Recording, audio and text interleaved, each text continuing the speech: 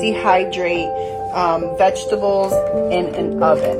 So here I have some frozen peas, frozen carrots, and then this is just a head of broccoli. I used some of the stems as well. All you're going to do is put them in the oven at 200 degrees until they are crispy and dry. Now, when it comes to the frozen foods, if you have the racks that you can air in between, that's fine. That works even better. But this works just fine, just because I do keep an eye on it. This will take maybe 2 hours to completely dry out when it's frozen. So you're going to do it at 200. So you're going to do it at 200 degrees. You're going to put a wooden spoon to keep the door open a little bit so the air does its escape. With the frozen foods, you want to make sure that you wait until they thaw out before you put them in the oven, so you can dry out any excess water, and then you can stir it to make sure that it's completely dry all throughout. So once you dehydrate them in the oven, if you have a dehydrator, then that's even better, but I don't, because I don't do this quite often, so I use the oven and it works well. With the broccoli, it will take less than that if you cut them in the small pieces, and you're going to stir them so they don't burn on the bottom. Like I said, if you have the metal racks for them to breathe underneath, then that works well. You put that first, and then you can put your tray. And then, since these are not frozen, they will dry out much faster. In my first video, I showed everyone how to dehydrate their vegetables in the oven if you don't have a dehydrator. I just wanted to show you what it looks like. This took me about 4 hours to actually dehydrate them at 200 degrees.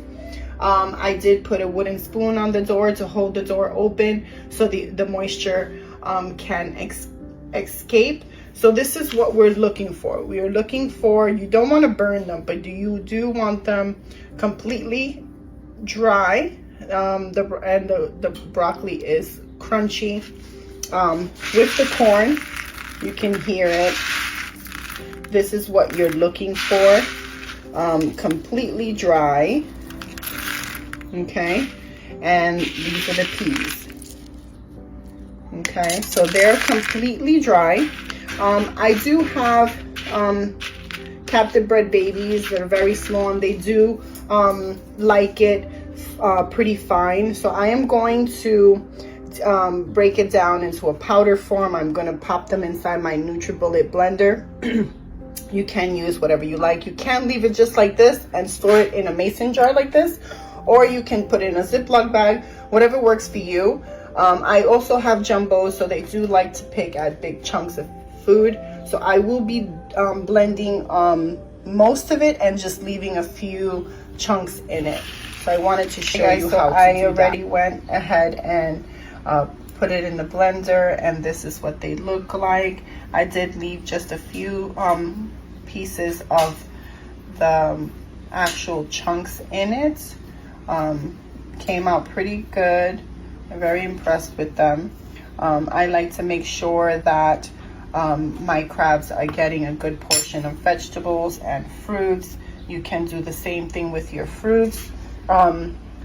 Each bag of frozen food or a head of broccoli actually make about 3.5 ounces. I went ahead and measured it.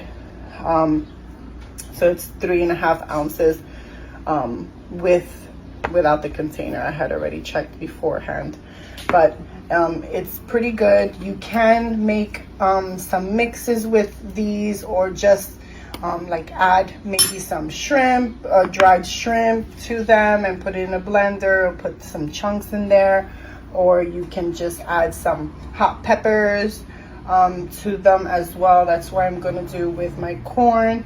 I will share that recipe with you soon.